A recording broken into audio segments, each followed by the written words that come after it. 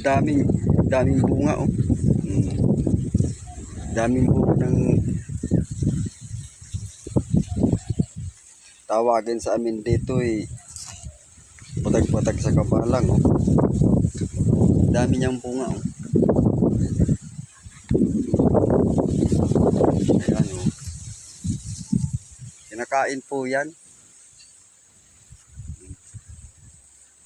Ayun oh. May hinog siya oh. Ayan oh. Kaso mataas, di ko maabot. Ayan oh, may hinog. Kaso mataas. Ayun oh. May hinog pa doon sa taas oh. Ayan oh. Kaso di ko maabot, mataas eh. Tamis naman po yan pag kinakain. Pero mga taga-bayan di yan alam kung kinakain yan. Yung iba mga hilaw pa oh. Yan oh, mga hilaw pa. Mga hilaw pa yung iba yan oh. Hilaw pa oh. Ito.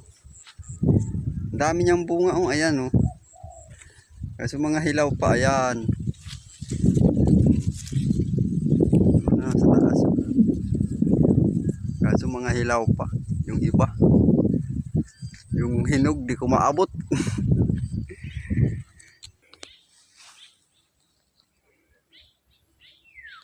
Laki ng bayabas oh. Ang laki oh. Ang laki ng bayabas oh. Pitasin ko nga. Ito yan oh, hinog na oh. Bayabas, hinog na. Kumakain pa ba kayo nito? Ayan oh. Yan talbos po yan ng kamuting kahoy. Sarap po yan pag ginugulay, ginagataan. Ayan oh, talbos ng kamuting kahoy. Sarap yan pagka ginataan mo tapos isahugan mo ng tinapa.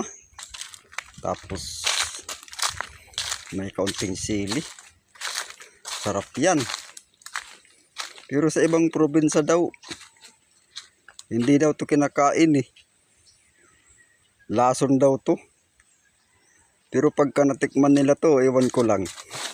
Baka ulit-ulitin nila. Pero dito sa Bicol, talagang masarap to. Paborito ko nga itong gulay eh. Lalo pagka sinamahan mo ng ano, ng libas. Tawagan sa amin dito, libas. Sarap to. Ito ang paborito kong gulay.